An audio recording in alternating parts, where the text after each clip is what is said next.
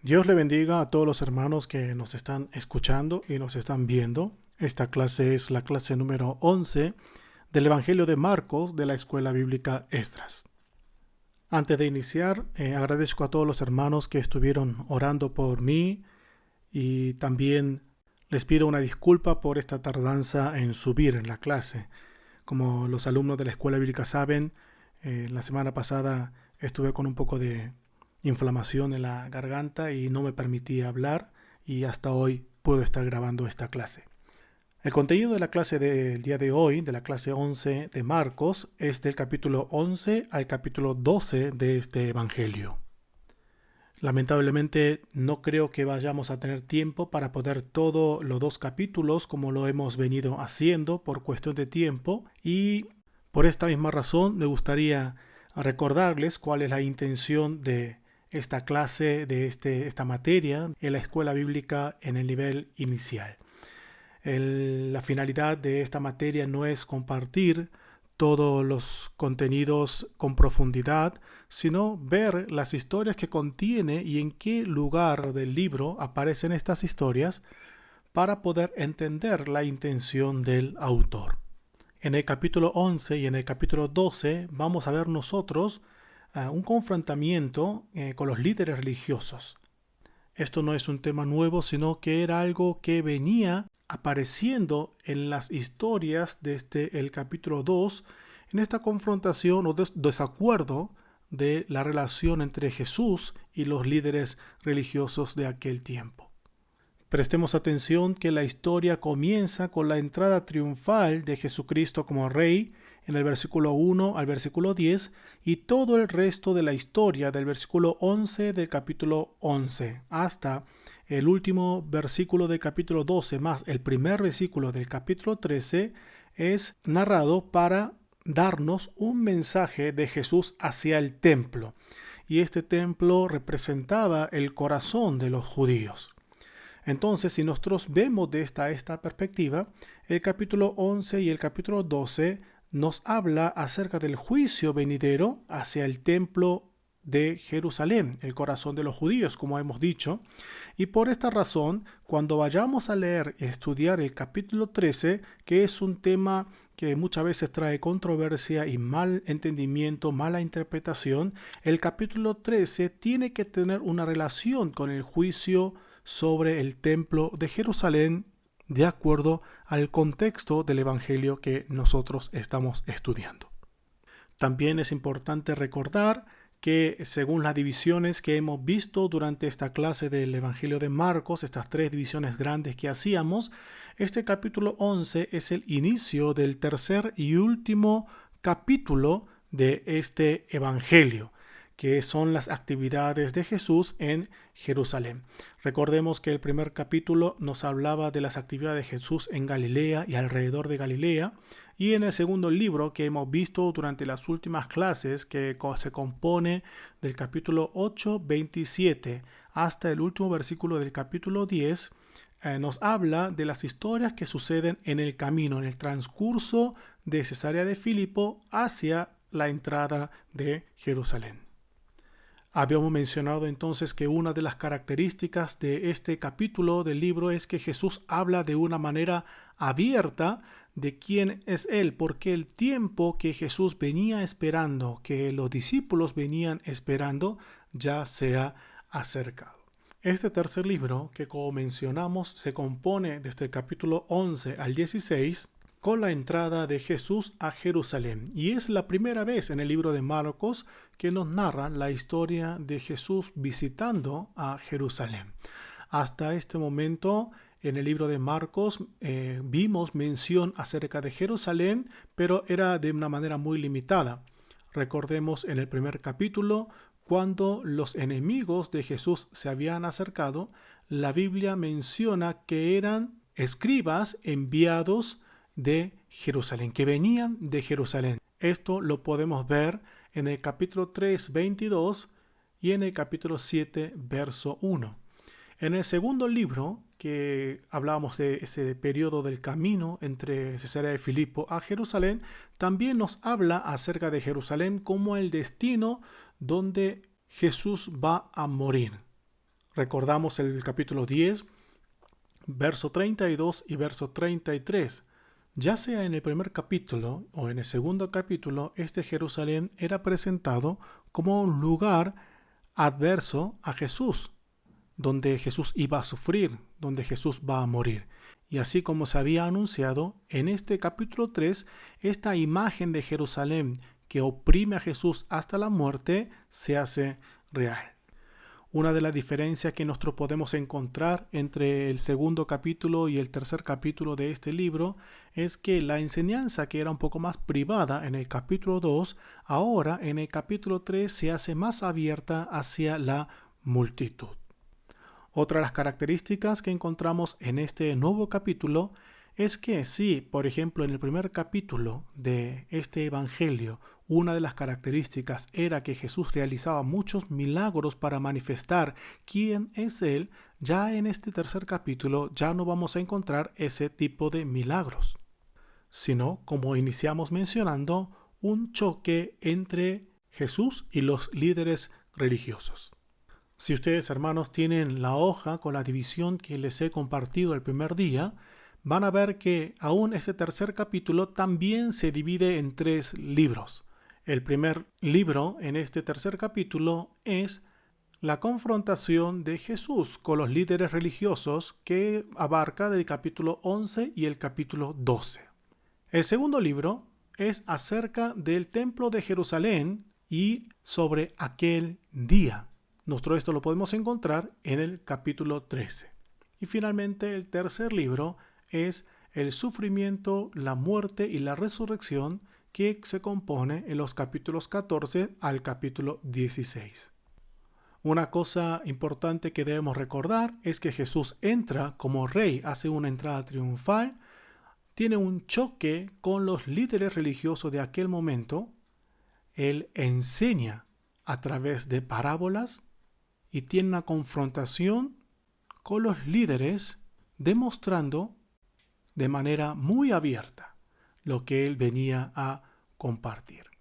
Pero en medio de todas estas acciones, recordemos que la iniciativa siempre lo tiene Jesús. Aún en la muerte misma, la muerte de Jesús no es una muerte pasiva a causa del poder humano, el poder de los judíos o el poder de los romanos, sino es una muerte activa para llevar a cabo el propósito de Jesús. Y entonces esta muerte no muestra una victoria de los enemigos de Jesús, sino la victoria de Dios y Jesús mismo. Lo que vamos a hacer entonces en esta clase, antes de iniciar con el contenido, vamos a ver de una manera muy simple las historias que contienen estos 2 capítulos. Ya hemos mencionado varias veces que esta historia del capítulo 11 inicia con la entrada de Jesús a Jerusalén como rey.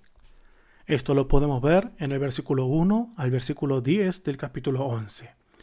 Luego de esta entrada, nosotros vemos la maldición de la higuera, que abarca del verso 11 al verso 25. Y en medio de esta historia de la maldición de la higuera, en los versículos 15 al versículo 19, vemos la historia del templo sin fruto. Para terminar el capítulo 11, vemos que la autoridad de Jesús es desafiado por los líderes religiosos de aquel momento, del verso 27 al verso 33. El capítulo 12, del verso 1 al 12, comienza con la parábola de la viña, seguido de una enseñanza acerca del tributo al rey del verso 13 al 17. Al terminar esta enseñanza, del versículo 18 al 27, podemos ver que Jesús responde una duda acerca del matrimonio y la resurrección. Seguido del verso 28 al 34, acerca del mandamiento más grande. A continuación sigue la pregunta acerca del hijo de David, en los versículos 35 al 37.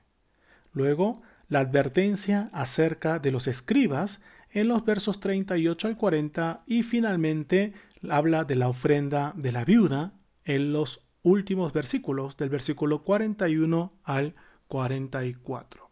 Todo esto es el contenido del capítulo 11 y del capítulo 12, Y esto ustedes lo pueden ver de una manera muy simple en sus Biblias. Ahora, cuando nosotros encontramos estas historias ordenadas de esta manera, también tenemos que ver la intención del autor al ubicarlo de esta manera.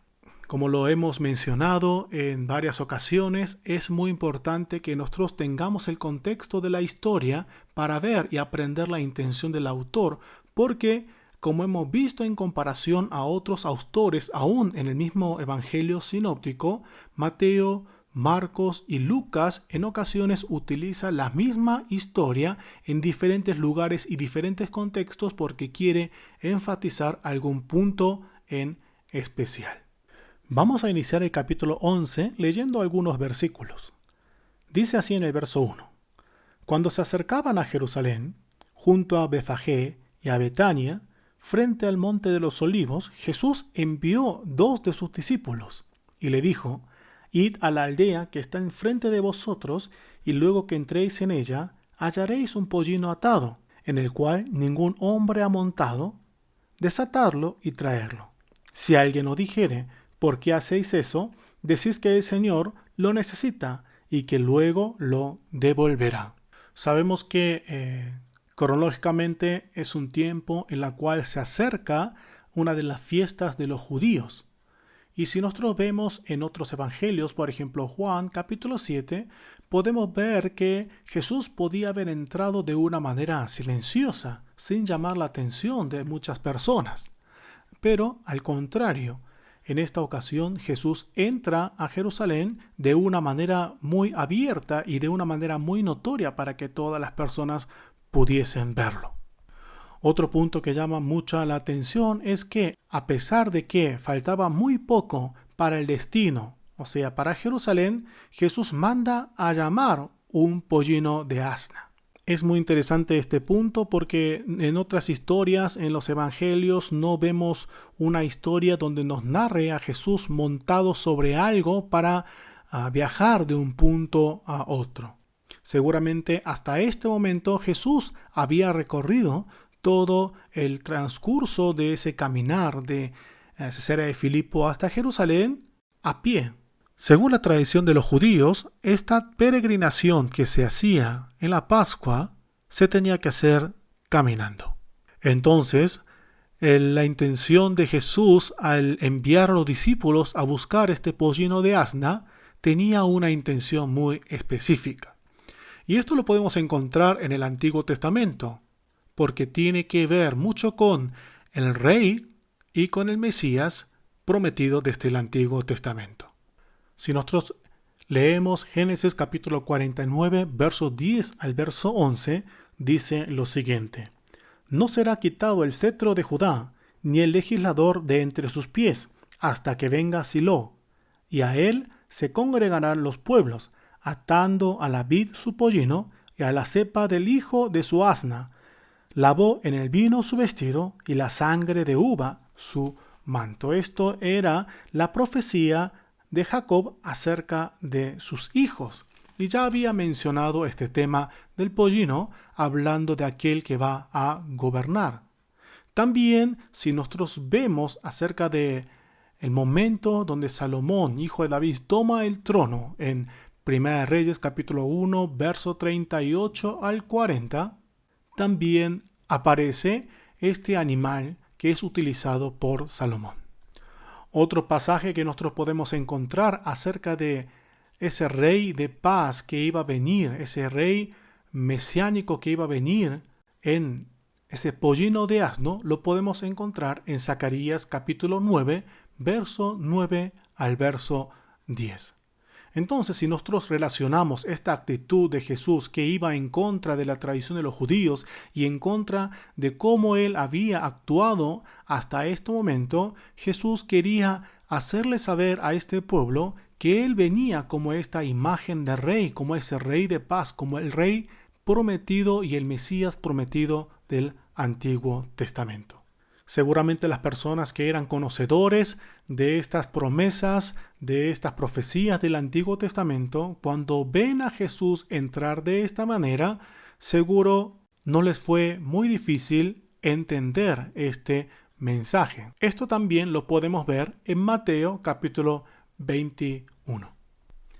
Vemos que ese pollino que iba a utilizar Jesús tenía que haber sido un pollino de asna que nadie lo haya montado. Y esto es muy interesante también porque en el Antiguo Testamento un animal que se entregaba para Dios tenía que ser un animal puro y un animal que no haya sido utilizado por otras personas o por otras razones. Esto lo podemos ver en el libro de Números, en el libro de Deuteronomios y también podemos ver en Segunda de Samuel. No solamente es esto en el Antiguo Testamento, sino también según la tradición rabínica debía de ser de esta manera. Pero ¿qué sucede? En el verso 4 dice, fueron y hallaron el pollino atado afuera a la puerta en el recodo del camino y lo desataron. Si nosotros vemos esta actitud de los discípulos que seguramente están actuando según lo que Jesús había mencionado, una persona que no conoce el contexto puede pensar que es un acto de hurto. Sin embargo, en la lectura podemos darnos cuenta que los discípulos no lo hacen a escondida del dueño o del cuidador de este animal, sino cuando se encuentra con él, así como Jesús le había dicho, le dice que lo va a usar el Señor. Y es por eso que hay interpretaciones o estudios donde dicen que Jesús seguramente ya haya hablado con el dueño o con el cuidador y hayan quedado en un acuerdo.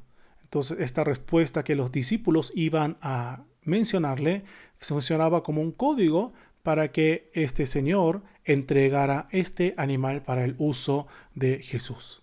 Los discípulos, habiendo recibido a este animal, en el versículo 7, podemos ver cómo ellos ponen sus mantos para que Jesús se siente sobre él. Y en el versículo 8 y 9 vemos cómo también muchos de los seguidores del camino hacían lo mismo.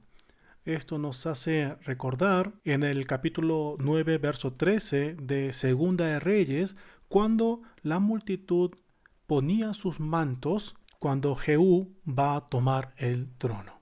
Seguramente estas personas que estaban tomando esta actitud y dando voces eran peregrinos que iban desde Jericó hasta Jerusalén junto a Jesús. Este grito de estos peregrinos, de esta multitud que seguía a Jesús, se va en Salmo 118, verso 25 y verso 26. Esta frase, estas palabras que ellos usaban, Hosanna, significaba sálvanos ahora. Y esta palabra viene del vocábulo hebreo, Hoshiana. Esto es como un lema o una frase utilizada para la adoración, como lo es usado el Aleluya. Y en ocasiones, en el Antiguo Testamento, por ejemplo, en Segunda de Samuel, capítulo 14, verso 4, y Segunda de Reyes, capítulo 6, verso 26, vemos que también es utilizado para los reyes. Escuchando esta confesión, podemos entender que esta multitud que seguía a Jesús reconocían a Jesús como el rey y deseaban que este rey salvase a ellos.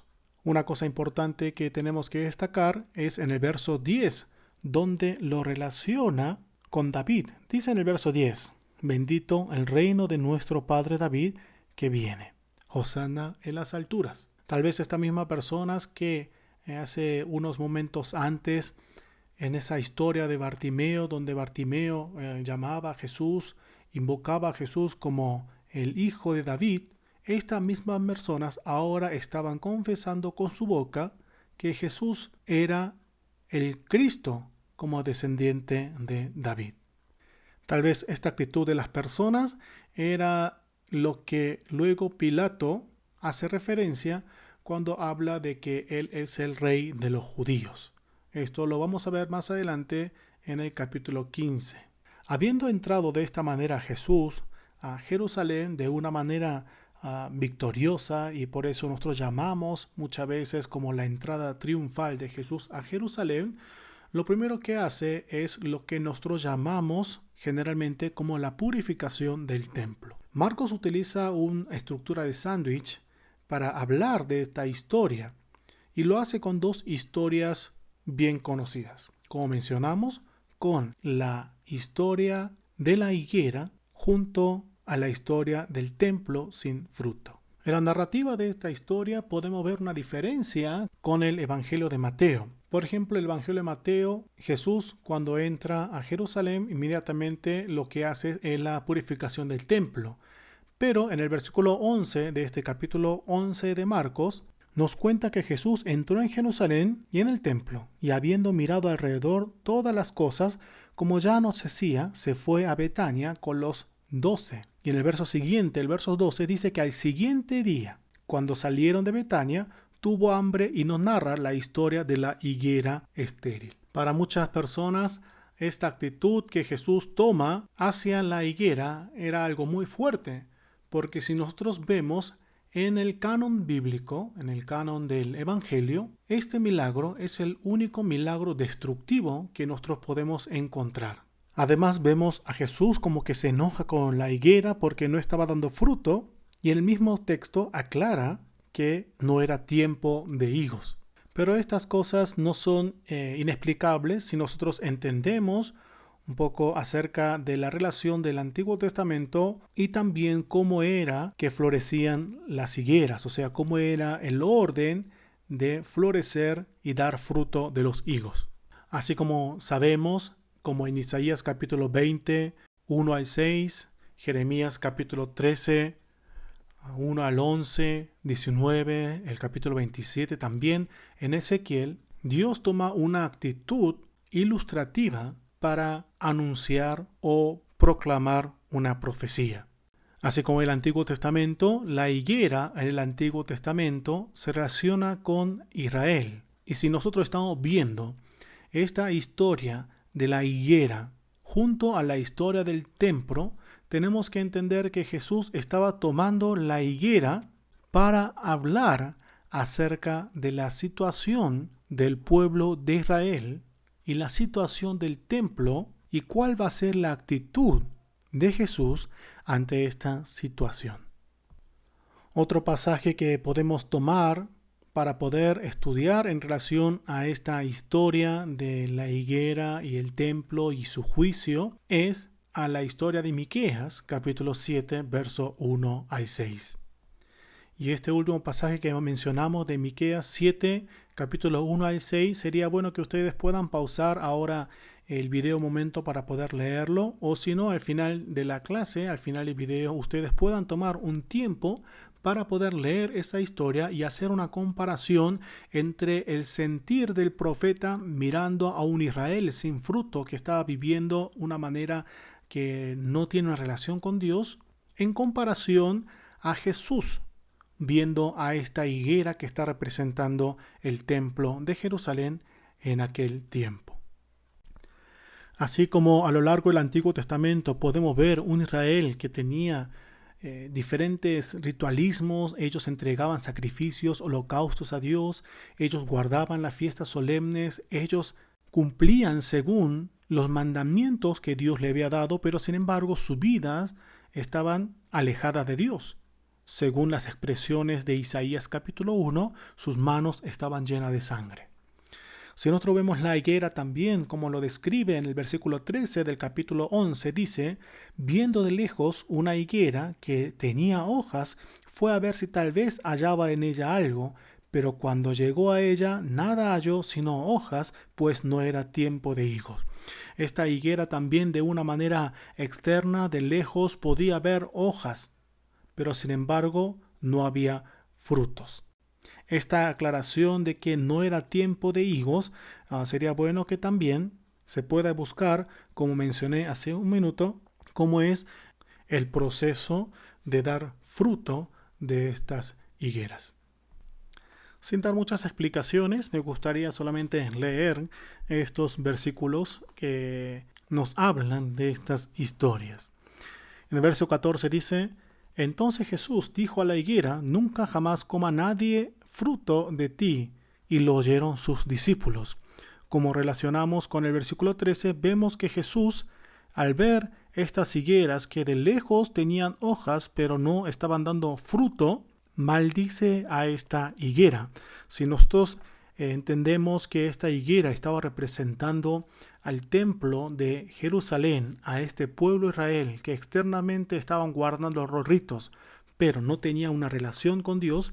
Este juicio, esta maldición que Jesús desata contra esta higuera, finalmente es contra ese ritualismo o la religión que el pueblo de Israel en el momento de Jesús estaba llevando.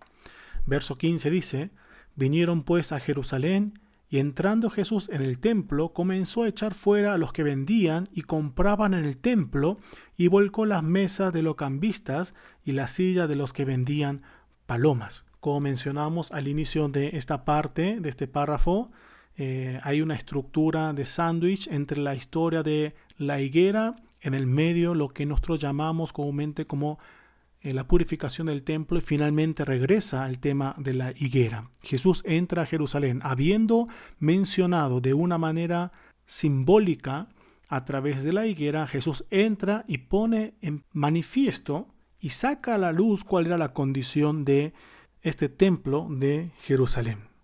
Nosotros sabemos que el problema no estaba que Jesús haya encontrado gente que vendían y que estaban haciendo el cambio, porque esto era permitido en el Antiguo Testamento por las personas que venían de lejos y la moneda con el cual se entregaban las ofrendas. Leemos el verso 16. No consentía que nadie atravesase el templo llevando utensilio alguno, y le enseñaba diciendo: ¿no está escrito, mi casa será llamada casa de oración para todas las naciones, mas vosotros la habéis hecho cueva de ladrones? Y esto es una cita que podemos encontrar en Isaías 56, verso 7 y Jeremías capítulo 7, verso 11. Según el verso 18, cuando los escribas y los principales sacerdotes escucharon las palabras de Jesús y vieron esta actitud de Jesús, buscaban cómo matarle porque tenían miedo, por cuanto todo el pueblo estaba admirado de su doctrina. Una expresión muy particular de Marcos es en el verso 16, donde dice: y no consentía que nadie atravesase el templo llevando utensilio alguno. Esto es algo que solamente podemos encontrar en el Evangelio de Marcos, y parece que en aquel momento los habitantes de esa región solían cruzar el templo, atravesar el templo para buscar un camino más rápido, a pesar de que aún los rabinos no permitían hacer y actuar de esta manera al pueblo en general. Entonces Jesús, al mencionar estas palabras, quizás está recordando a estas personas cuál es la función que el templo debe cumplir y hacerles entender que ellos estaban utilizando ese templo de una manera incorrecta. Además de la cita que nosotros mencionamos de Isaías 56 y Jeremías 7, nos hace entender que ellos, como pueblo, habían fracasado delante de Dios en una verdadera adoración genuina. Y es más, ellos habían ensuciado el templo santo de Dios. Lo bueno del pasaje de Isaías 57 es que no termina esta historia con un juicio solamente, sino que este acto de Jesús nos da la esperanza de una apertura, de una nueva etapa de adoración por medio de Cristo. Habiéndose ganado entonces Jesús este odio de los escribas y los principales sacerdotes, quienes eran los más beneficiados con lo que estaba sucediendo en el templo, dice en el verso 19 que al llegar la noche Jesús salió de la ciudad. Vemos que a pesar de lo que él había hecho dentro del templo, que nosotros llamamos purificación, pero imagínense, en ese lugar habría sido un desastre la situación o el caos que por la actitud de Jesús había generado en aquel lugar. En el verso 20 dice: y pasando por la mañana, vieron que la higuera se había secado desde las raíces. Volvemos a la historia de la higuera que nosotros vimos desde el verso 11 en adelante. Jesús había maldecido esta higuera porque había tenido muchas hojas, pero no había fruto en ella. Entonces, en el verso 21, Pedro se acordó de estas palabras de Jesús y le dice: Maestro, mira, la higuera que maldijiste se ha secado. Respondiendo Jesús le dijo: Tened fe en Dios, porque de cierto os digo que cualquiera que dijere a este monte: Quítate y échate en el mar, y no dudare en su corazón, sino que creyere que será hecho lo que dice, lo que diga le será hecho. Miren donde aparece esta historia tan famosa de que si uno le dice al monte: quítate, échate en el mar, y no dudar en su corazón, si el creyente será echado lo que dice, lo que diga le será hecho. Esta historia es tan famosa que también lo cantamos. Conocen este canto, ¿verdad?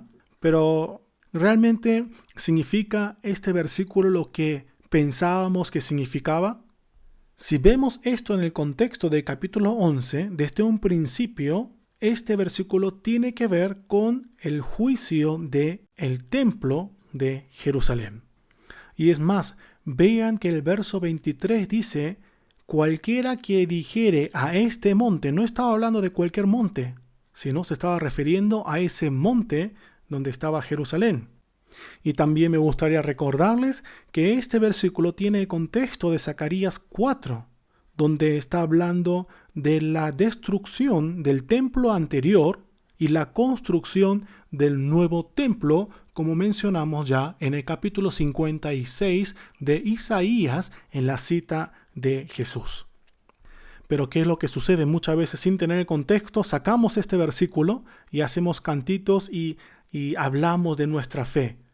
Y cada vez muchas iglesias, muchos cristianos van formando de esta manera un concepto erróneo acerca de lo que es la fe.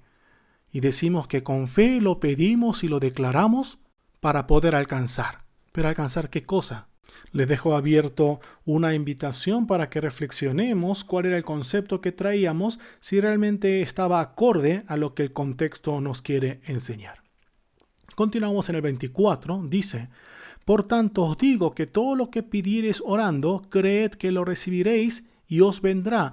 Entonces, ¿qué es lo que tenemos que pedir creyendo? No es cualquier cosa, sino la reacción de Pedro cumple un papel muy importante, porque Pedro, que había dicho en el verso 21, Maestro, mira, la higuera que maldijiste se ha secado. Y Jesús le respondió diciendo: Tened fe en Dios.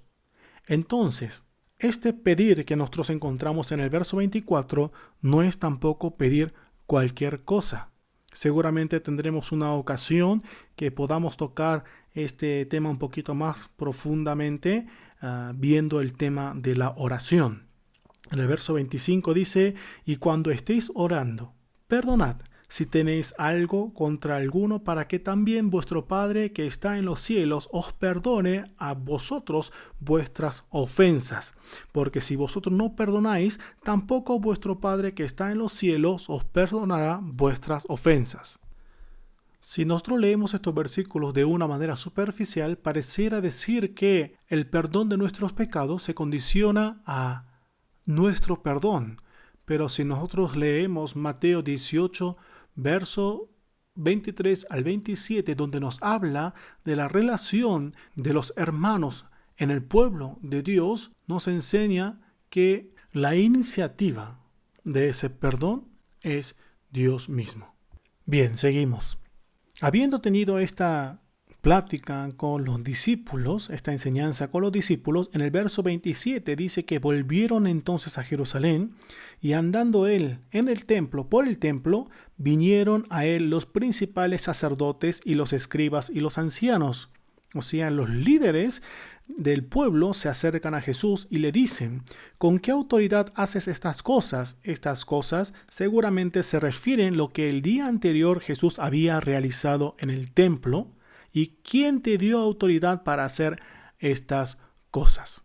A través de esta actitud de estos líderes religiosos, nos damos cuenta que ya la relación entre Jesús y estos líderes no se podía contener. Y al mencionar a este grupo de los líderes, o sea, los principales sacerdotes, los escribas y los ancianos, estamos viendo que la queja que ellos estaban trayendo a Jesús era de una manera oficial y que el tema principal es acerca de la autoridad. Si nosotros vemos la pregunta de estos líderes religiosos, podemos entender dos puntos. El primer punto es que las cosas que Jesús realizó solamente lo puede hacer aquel quien haya recibido autoridad para hacerlo. Y el segundo punto, que ellos no habían entregado autoridad para realizar lo que Jesús había realizado. Ante esta pregunta, Jesús utiliza los versículos 29 y 30 para contestar. Pero si nosotros vemos superficialmente, podemos ver como que Jesús está tratando de evadir responder esta pregunta. Pero lo que Jesús está haciendo es una manera de diálogo que solían utilizar los rabinos para sus disputas. Porque en la respuesta que Jesús está dando a los líderes religiosos, también contiene la respuesta que ellos debían oír. Dice en el verso 29, Jesús respondiendo le dijo, os haré yo también una pregunta. Respondedme y os diré con qué autoridad hago estas cosas. ¿El bautismo de Juan era del cielo o de los hombres? Respondedme. Está hablando del bautismo que podemos ver al inicio de este Evangelio de Marcos. Pero como vemos en los siguientes versículos, esta pregunta que Jesús le está haciendo era algo muy difícil de contestar. Vemos el 31. Entonces ellos discutían entre sí diciendo, si decimos del cielo, dirá, ¿por qué pues no le creísteis? Y si le decimos de los hombres, pero temían al pueblo, pues todos tenían a Juan como un verdadero profeta. Así que respondiendo dijeron a Jesús, no sabemos. Entonces respondiendo Jesús le dijo, tampoco yo le digo con qué autoridad hago estas cosas. Si ellos reconocían que este bautismo de Juan venía del cielo, ellos tenían que haber reconocido lo genuino de la profecía de Juan el Bautista acerca del Mesías. ¿Cuál era este mensaje acerca del Mesías? Que iba a venir alguien mucho mayor a él y que él era el enviado por Dios para la salvación de su pueblo. Entonces, no iban a tener una razón de cómo rechazar a Jesús como el Mesías. De esta manera, la respuesta lógica que ellos podían dar ante esta pregunta de Jesús es de los hombres. Pero ¿cuál era el otro problema? Este Juan el Bautista era reconocido por las personas. Era tenido como un verdadero hombre de Dios y no podían ponerse contra este pueblo. Dado la situación, la respuesta que ellos podían dar a Jesús ante esa respuesta es, nosotros no lo sabemos, como lo hemos leído en el versículo 33, el último versículo del capítulo 11. Al proclamar esta respuesta, ellos habían perdido. Los líderes religiosos habían perdido toda autoridad para desafiar a Jesús oficialmente con qué autoridad estaba realizando las cosas que él estaba haciendo. Después de este choque con los líderes religiosos, o sea, los principales sacerdotes, los escribas y los ancianos, Jesús comienza a enseñar a través de una parábola en los versículos 1 al 12 del capítulo 12. Dice en el verso 1, entonces Jesús comenzó a decirles por parábolas. Un hombre plantó una viña, la cercó de vallado, cavó un lagar, edificó una torre y la arrendó a unos labradores y se fue lejos. A través de esta parábola, Jesús estaba tratando de hacerles entender lo que estaba haciendo el pueblo de Israel. Hermanos, recordemos que todo esto tenemos que entender como una unidad con la historia de la higuera y la historia del templo. ¿Cuál era la realidad del templo? ¿Cuál era la realidad que estaban viviendo los líderes religiosos y bajo la influencia de ellos la mayoría del pueblo de Israel? Y también, si nosotros tenemos como una unidad el capítulo 11 y el capítulo 12, Jesús dice que entonces comenzó a decirles. ¿A quiénes comenzó a decirles? Recuerden que estaba hablando con los sacerdotes, los escribas y los ancianos del pueblo. Si Jesús no lo hizo de una manera directa a ellos, de una manera señalada a ellos, por lo menos ellos sabían que estaba hablando hacia ellos, porque en el verso 12 podemos leer lo siguiente: y procuraban prenderle porque entendían que decían contra ellos aquella parábola. En Mateo se utiliza esta parábola más otras dos parábolas en el capítulo 21 y en el capítulo 22 para poder hablarles acerca del núcleo de la enseñanza de esta parábola. ¿Cuál es el núcleo de esta enseñanza? Es el verso 9 donde dice: ¿qué pues hará el Señor de la viña? Vendrá y destruirá a los labradores y dará su viña a otros. Ahora, a través de esta parábola, Jesús estaba enseñando a todo el pueblo, y estos líderes religiosos, los sacerdotes, escribas y los ancianos, estaban entendiendo que este mensaje era para ellos, y estaba Jesús hablando de esta manera, dando fundamentos reales como ese privilegio que era para el pueblo judío, ahora iba a ser traspasado a otras personas. Entonces, en esta historia vemos que el dueño de esta viña es Dios mismo, los obreros es el pueblo de Israel, los siervos son los profetas de Dios, el Hijo amado es Jesús, y los otros labradores, los otros obreros es el nuevo Israel. Otra cosa que podemos ver en esta parábola es lo que encontramos del verso 10 y el verso 11. Vemos el verso 10. Ni aun esta escritura habéis leído: la piedra que desecharon los edificadores ha venido a ser cabeza del ángulo. El Señor ha dicho esto, y es cosa maravillosa a nuestros ojos. Jesús, a través de esta parábola, estaba anunciando que él sabía lo que iba a suceder. Porque en el verso 6 vemos como el dueño de la viña, Dios está enviando su Hijo, y aquí lo describe como el amado. Recuerden cuál fue la declaración de Dios a Jesús en el momento del bautismo y en el monte de la transfiguración. Lo que los hombres estaban rechazando, lo que su propio pueblo, lo que Jerusalén estaba rechazando, Dios lo iba a restaurar para ponerlo como piedra del ángulo. Como hemos mencionado, cuando Jesús termina de dar esta enseñanza a través de esta parábola, estos líderes religiosos, los sacerdotes, los escribas y los ancianos, sabían que este mensaje era para ellos. Pero, como ellos no tenían oído para oír, según capítulo 4, verso 10 al 12, estaban escuchando este mensaje y en lugar de arrepentirse, al contrario, ellos tramaban cómo atrapar a Jesús para poder matar. Pero sin embargo, como la multitud estaba junto a Jesús, del lado de Jesús, al temer a la multitud, ellos no pueden lograr su propósito y se apartan de Jesús. Después de esta otra confrontación que habían vivido estos líderes con Jesús, vemos en el verso 13 que siguen los ataques y dice que enviaron a algunos de los fariseos y de los herodianos para que le sorprendiesen en alguna palabra.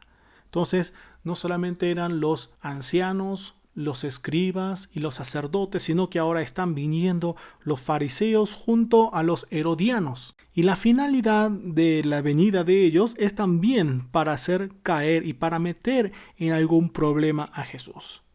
Recuerdan que cuando venían los escribas de Jerusalén y cuando venían los fariseos y los escribas a Jesús, venían con la intención de tentar a Jesús. Y esta intención que había en ellos, a pesar de la manifestación de quién es Él, no cambia, sino va progresando y va creciendo ese sentir hacia Jesús. En el verso 14 dice: viniendo ellos le dijeron: Maestro, sabemos que eres hombre veraz y que no te cuidas de nadie. ¿Por qué no miras la apariencia de los hombres, sino que con verdad enseñas el camino de Dios? ¿Es lícito dar tributo a César o no? ¿Daremos o no daremos? Miren cómo se acercan estos hombres con palabras que parecen que están reconociendo a Jesús como el Maestro, pero sin embargo la intención, como hemos dicho, era para hacer caer a Jesús, para meterlo en algún problema. Mas él, percibiendo la hipocresía de ellos, le dijo: ¿por qué me tentáis? Traedme la moneda para que la vea. Ellos se la trajeron y le dijo, ¿de quién es esta imagen, la inscripción? Ellos le dijeron, de César. Respondiendo Jesús le dijo, dad a César lo que es de César y a Dios lo que es de Dios. Y se maravillaron de él. En estos versículos del 13 al 17 vemos otro diálogo, otra enseñanza de Jesús, que muchas veces también lo interpretamos de una manera incorrecta. Este tema que estaban presentando estos fariseos y los herodianos era un tema que había un desacuerdo aún entre ellos mismos, porque los fariseos estaban tomando una postura negativa ante este tributo, porque al entregar este tributo a Roma, ellos podían sentir en la piel que ellos estaban siendo gobernados por otro pueblo. Mas los herodianos estaban más a favor de este impuesto. Al leer esta palabra de los fariseos y los de los herodianos, podemos ver que el tema ya no era un tema religioso, sino también quería involucrar desde una perspectiva política. Porque si Jesús decía que no hay que entregar este tributo a César, el problema no era tanto religioso, sino era una rebeldía contra el imperio romano. Jesús, a pesar de que sabía y podía ver que ellos estaban hablando con hipocresía, contesta a la pregunta que ellos traen de la siguiente manera. Lo primero que hace es pedirle una moneda para que la vea, según el verso 15. Y en el verso 16 podemos ver que de inmediatamente le traen una moneda con la imagen de César. Esta actitud de los fariseos y de los herodianos que habían venido a Jesús demostraban una hipocresía en su vida, porque esa moneda con la inscripción del César debía ser evitada de ser usado, pero ellos lo estaban usando de una manera cotidiana. Jesús, al ver esto, regresa a la esencia del problema. El problema no era que ellos estaban utilizando esa moneda. Es más, en la respuesta de Jesús pareciera reconocer que si ellos estaban utilizando esa moneda con la inscripción del César, debían entregar un tributo a ese rey. Pero a la vez esto no significa que este emperador actuaba o gobernaba de acuerdo a la justicia de Dios. Lo más importante de esta expresión es a Dios lo que es de Dios. Veamos otra vez el verso 17. Respondiendo Jesús le dijo, dad a César lo que es de César y a Dios lo que es de Dios. Lo que Jesús estaba enseñando es que si ustedes están utilizando esta moneda que en la inscripción decía Hijo del Dios Augusto, Emperador Tiberius Augusto, debían entregar ese tributo a ese gobierno. Esta expresión que podemos ver en el verso 17 demuestra que el entregar tributos al emperador, o sea, a Roma, no choca con los valores religiosos como ellos se lo estaban presentando. En otras palabras, el ser fiel a Dios no es sinónimo de desobedecer al gobierno de este mundo. Estos dos principios, estos dos gobiernos pueden coexistir, pero la enseñanza que podemos encontrar aquí es que aún esa autoridad está bajo la autoridad de Dios. Y es por eso que en ese orden nosotros podemos encontrar la función de la autoridad de este mundo. Esta enseñanza de Jesús está demostrando cuál es la actitud que deben tomar sus discípulos en relación a la autoridad terrenal, teniendo en cuenta cuál es la autoridad suprema de Dios. En otras palabras, si queremos resumir esto, Jesús está enseñando que la autoridad suprema es Dios, todo es de Dios, puesto que ni siquiera es digno poner a comparar ese gobierno terrenal con ese gobierno divino de Dios.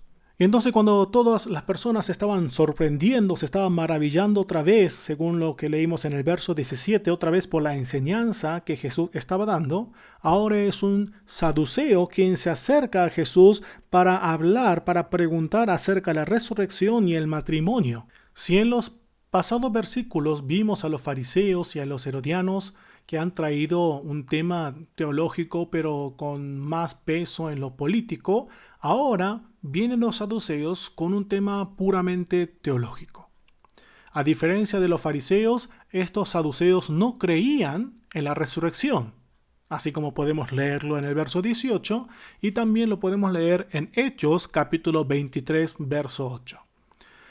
Los fariseos tomaban como fundamento de la resurrección pasajes como Isaías 26 o Daniel 12 y otros también en Salmos, en Job.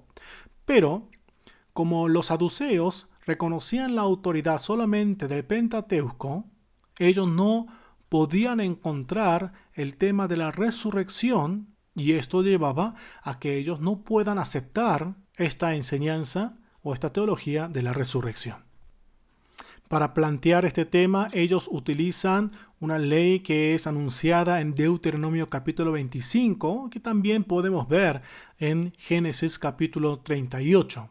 La pregunta como ellos hacen en el verso 23 es: en la resurrección, pues cuando resuciten, ¿de cuál de ellos será la mujer? Ya que los 7 la tuvieron por mujer. O sabemos que está hablando de que se casa un hombre y una mujer, el hombre se muere, entonces el hermano menor tiene que volver a casarse y de esta manera sucesiva se ha casado con 7. En la resurrección, ¿quién va a ser el marido de esta mujer? Esta era la pregunta de los saduceos.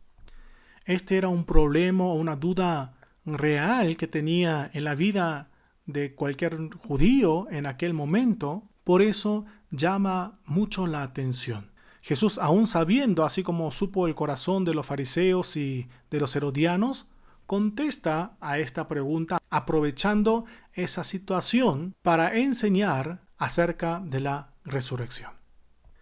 En el verso 24 Jesús responde diciendo: no erráis por esto, porque ignoráis las Escrituras y el poder de Dios. El primer punto que Jesús menciona es que ellos no conocen, ignoran las Escrituras. Jesús le está diciendo que si ellos hubieran entendido de una manera correcta solamente el Pentateuco, ellos no estarían negando la resurrección como lo están haciendo ahora. ¿Por qué? En el Pentateuco mismo se halla la enseñanza acerca de esa resurrección, de la vida eterna. Y el segundo punto que menciona en este verso 24 es que ellos, al no conocer, al no alcanzar a entender la Escritura, este hecho lleva a que tampoco puedan entender o conocer el poder de Dios para la resurrección de los muertos. Ellos estaban aceptando a Dios en un nivel que se pueda explicar solamente con experiencias humanas. Y es por eso que cuando hablaban de algo extraordinario, fuera de lo humano, ellos no podían aceptarlo. Habiendo mencionado esto en el verso 24, en el verso 25 comienza a contestarle acerca de esta pregunta. Verso 25 dice lo siguiente: porque cuando resuciten de los muertos, ni se casarán ni se darán en casamiento, sino serán como los ángeles que están en los cielos.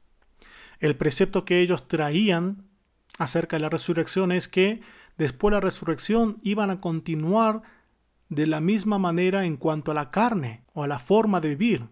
Pero Jesús está diciendo que el principio que ellos traen, el preconcepto, el precepto que ellos traen es incorrecto.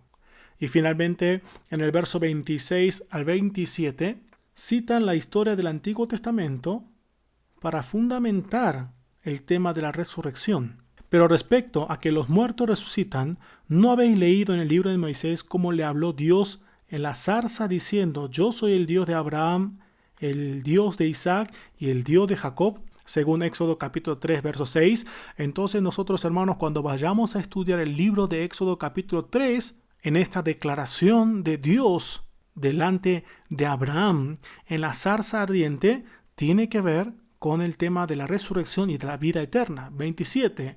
Dios no es un Dios de los muertos, sino Dios de los vivos, así que vosotros mucho erráis. Jesús menciona estos versículos citando Éxodo capítulo 3 y le dice que estas historias tienen relación con la vida eterna. Dios dice que es un Dios de los vivos y no Dios de los muertos. ellos carnalmente habían muertos, pero esto no era el fin de ellos, sino que a su debido tiempo iban a resucitar para hacer real la afirmación de que Dios es un Dios de los vivos. Esto es un principio de la resurrección que Jesús está citando para hacerles entender lo que ya había dicho en el verso 24, que ellos no entendían ni siquiera lo que estaban leyendo. Y es en ese entonces que uno de los escribas se acerca a Jesús y le pregunta acerca de cuál es el mandamiento más grande, el gran mandamiento. Aquí vemos que Marcos, después de un acercamiento con una intención negativa, ahora está presentando a uno de los escribas que viene al parecer con una intención genuina de saber cuál es el mayor mandamiento.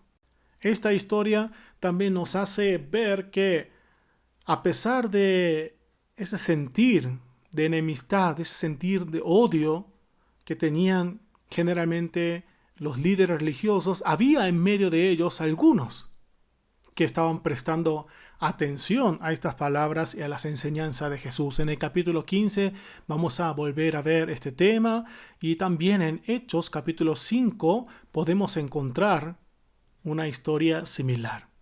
La pregunta que este escriba estaba trayendo era acerca de la ley. Según los rabinos, en el Pentateuco hay 613 mandamientos. Y la pregunta es, ¿cuál es el mayor de ellos?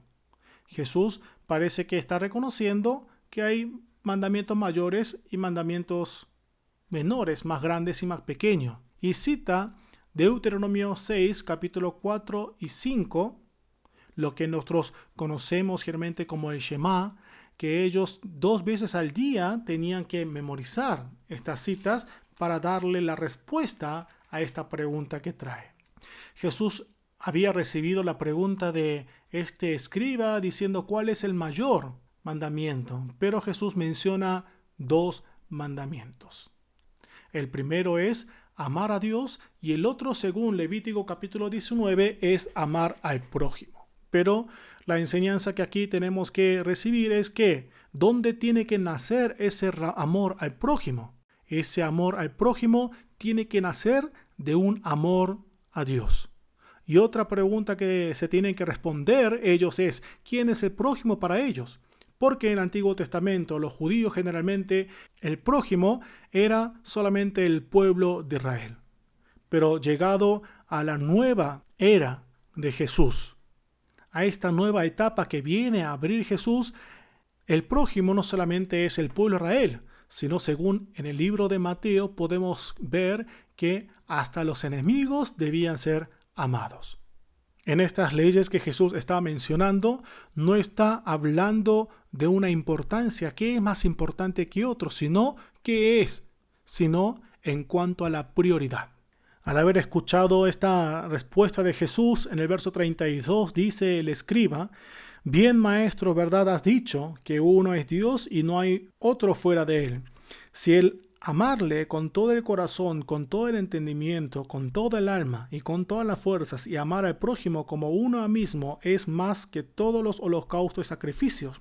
Jesús entonces, viendo que había respondido sabiamente, le dijo, no estás lejos del reino de Dios, y ya ninguno osaba a preguntarle. Esta respuesta del escriba, que es tomado como una respuesta sabia, trae una consecuencia muy diferente a lo que vimos en el caso de ese hombre rico que viene con la duda de cómo entrar al reino de los cielos, cómo obtener la vida eterna, pero sin embargo se regresa triste.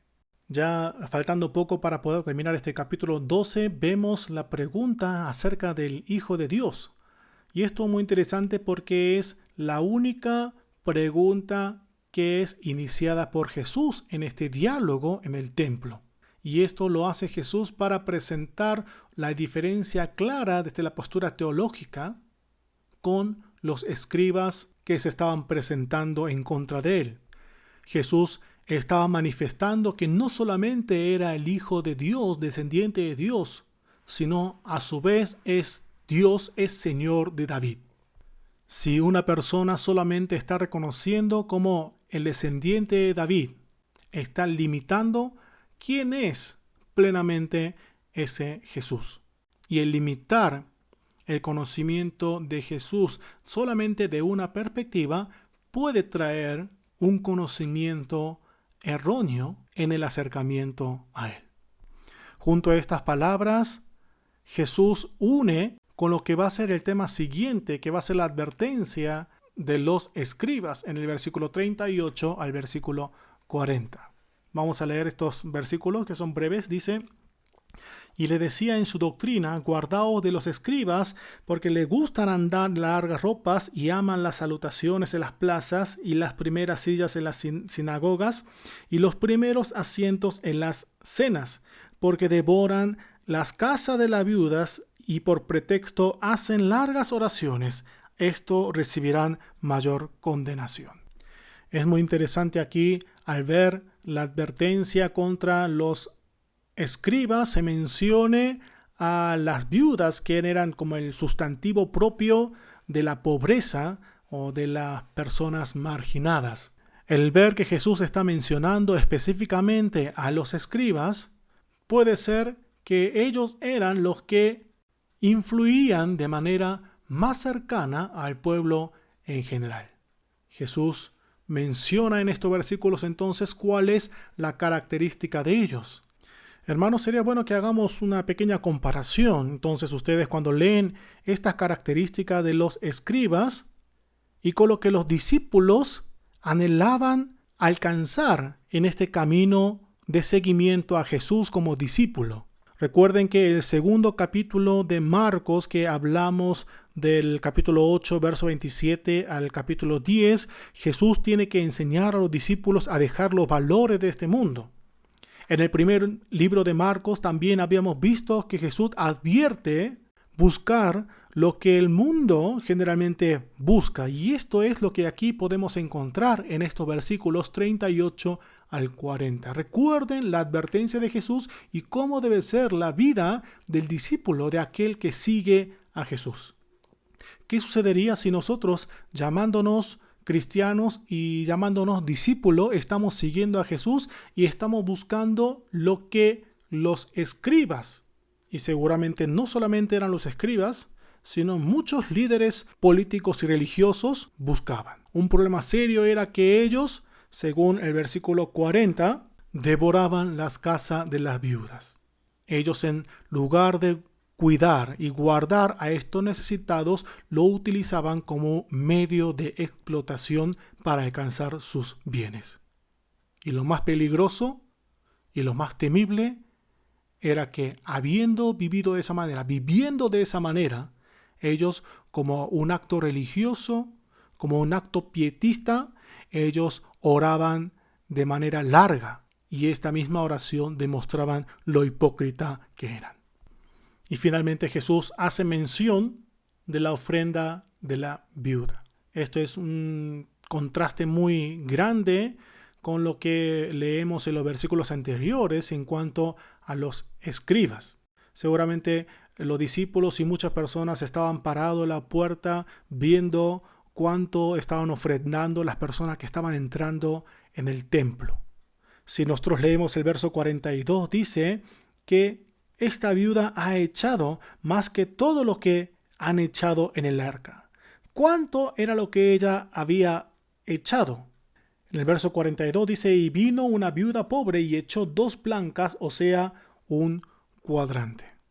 Marcos, para enfatizar que ella había echado poco, menciona en 2 monedas diferentes. Las blancas eran la moneda más pequeña que los griegos utilizaban en aquel momento. Es una moneda que no llega a tener una circunferencia de 1 centímetro. Pero menciona que a pesar de que era mínimo lo que ella había entregado, en el 44 dice que ella ha entregado todo lo que ella poseía. Esta es una imagen que es totalmente contraria a la imagen de los escribas que habíamos leído en los versículos anteriores, que ellos devoraban a la casa de las viudas. Pero también es una imagen que contrasta a la imagen de ese rico que a la petición de Jesús de vender todo lo que él tenía para seguir su camino, él se regresa triste. Jesús utiliza esta situación para enseñar acerca del tema de la ofrenda y nos enseña que no es importante la cantidad, sino la postura del corazón de aquel que está entregando. De esta manera vemos que Jesús utiliza las diferentes situaciones que se le presenta para ahora sí dar una enseñanza de una manera directa y marcarle los errores de los escribas, de los fariseos y de los sacerdotes, de los ancianos, quienes al verse amenazados por la presencia de Jesús prefieren matarlo. Jesús, sabiendo que su hora está llegando, no se escapa de esta situación, sino de una manera activa camina hacia el cumplimiento de la palabra. Recordemos entonces lo que vimos en estos dos capítulos, el capítulo 11 y el capítulo 12. Jesús entra como rey a Jerusalén con una manera triunfal, el versículo 1 al 10 del capítulo 11, y luego desde el capítulo 11, verso 11, hasta el capítulo 12 final, todo esto sucede en Jerusalén, en el templo, para tener esta confrontación, desafío y enseñanza de lo que él venía a realizar. La semana que viene, entonces, en el capítulo 13, vamos a ver, como hemos mencionado, acerca de el destino del templo de Jerusalén y aquel día. Recordemos continuar leyendo entonces el material de lectura y les pido también que estén atentos a los trabajos que les envío por WhatsApp. Una vez más, gracias por sus oraciones y deseando que Dios les bendiga otra semana más, nos despedimos hasta la próxima.